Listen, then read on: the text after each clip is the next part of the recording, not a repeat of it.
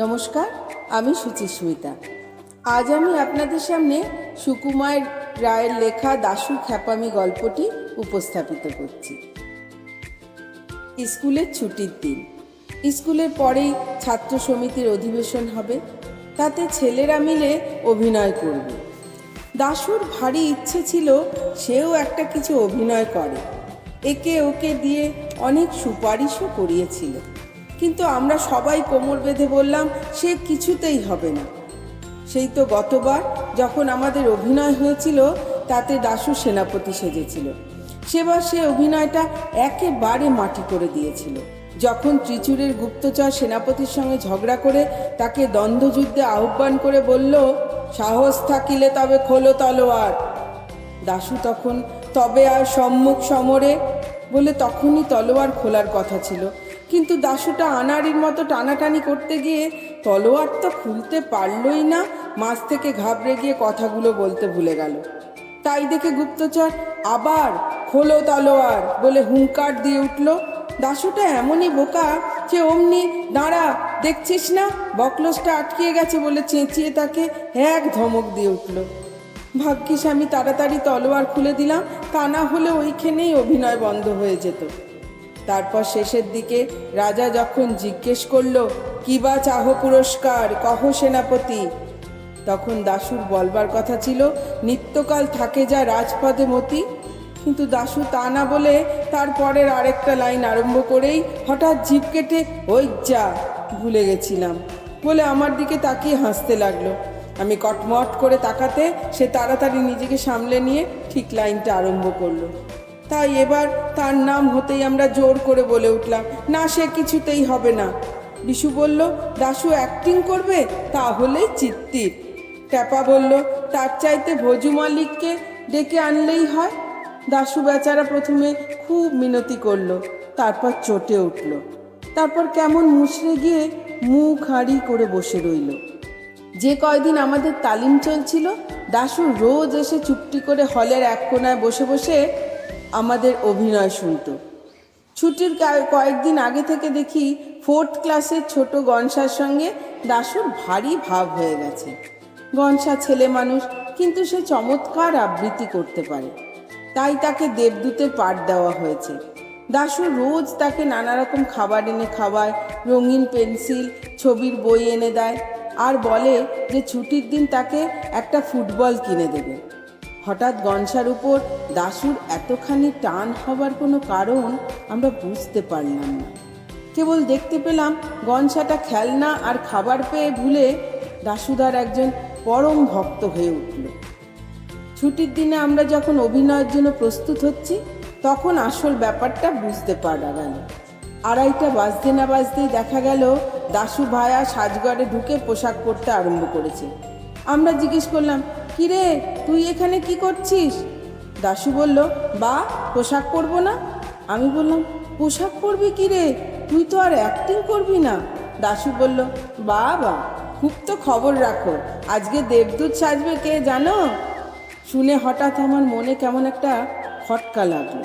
আমি বললাম, কেন, গনসার কি হলো? দাশু বলল, কি হয়েছে তা গনসাকে জিজ্ঞেস করলেই পারো। তখন চেয়ে দেখি সবাই এসেছে, কেবল গনসাই আসেনি। অমনি রামপদ, বিশু আর আমি ছুটে বেরোলাম গনসার খোঁজে। সারা স্কুল খুঁজে শেষটায় টিফিন ঘরের পিছনে হতভাগাকে খুঁজে পাওয়া গেল। সে আমাদের দেখেই পালাবার চেষ্টা করছিল, কিন্তু আমরা তাকে চটপট গ্রেপ্তার করে টেনে নিয়ে চললাম। গনসা কাঁদতে লাগলো, না আমি কখনো অ্যাক্টিং করব না, তাহলে দাশুদা আমায় ফুটবল দেবে না। আমরা তবু তাকে হিঁচড়ে টেনে নিয়ে যাচ্ছি। এমন সময় অঙ্কের মাস্টার হরিবাবু সেখানে এসে উপস্থিত। তিনি আমাদের দেখেই ভয়ঙ্কর চোখ লাল করে ধমক দিয়ে উঠলেন, 3-3টে ধাড়ি ছেলে মিলে ওই কচি ছেলেটার পিছনে লেগেছিস, তোদের লজ্জা করে না? বলেই আমাকে, বিশুকে একটি চড় মেরে আর রামপদর কান মলে দিয়ে হন হন করে চলে গেলেন। এই সুযোগে হাতছাড়া হয়ে গণেশচন্দ্র আবার চম্পট দিল। আমরাও অপমানটা হজম করে ফিরে এলাম। এসে দেখি দাশুর সঙ্গে রাখালের মহা ঝগড়া লেগে গেছে। রাখাল বলছে, তোকে আজ কিছুতেই দেবদূত সাজতে দেওয়া হবে না। দাশু বলছে, বেশ তো, তাহলে আর কেউ দেবদূত সাজুক, আমি রাজা কিংবা মন্ত্রী সাজি? 5-6টা পাঠ আমার মুখস্থ হয়ে আছে। এমন সময় আমরা এসে খবর দিলাম যে গনসাকে কিছুতেই রাজি করানো গেল না। তখন অনেক তর্ক বিতর্ক আর ঝগড়াঝাটির পর স্থির হলো যে দাশুকে আর ঘাঁটিয়ে দরকার নেই, তাকেই দেবদূত সাজতে দেওয়া হোক।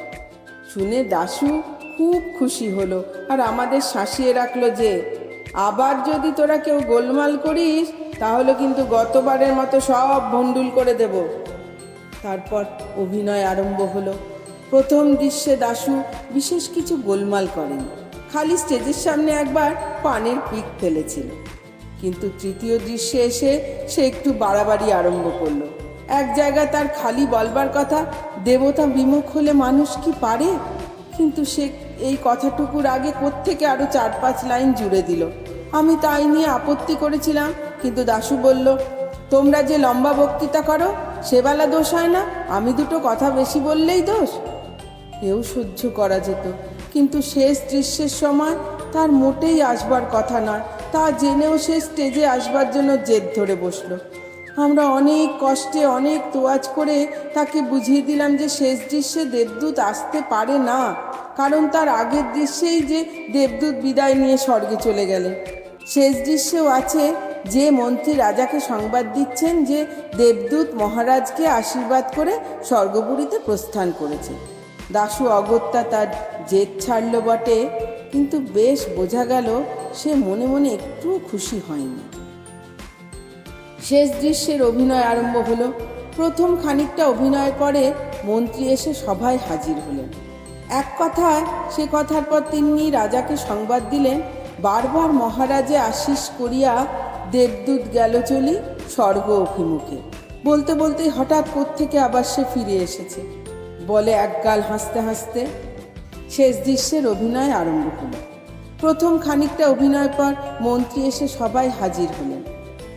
এ কথা সে কথার পর তিনি রাজাকে সংবাদ দিলেন, বারবার মহারাজে আশীষ করিয়া দেবদূত গেল চলি স্বর্গ অভিমুখে। বলতে বলতেই হঠাৎ কোত্থেকে আবার সে এসেছে ফিরিয়া বলে একগাল হাসতে হাসতে দাশু একবার সামনে এসে উপস্থিত। হঠাৎ এরকম বাধা পেয়ে মন্ত্রী তার বক্তৃতার খেই হারিয়ে ফেলল।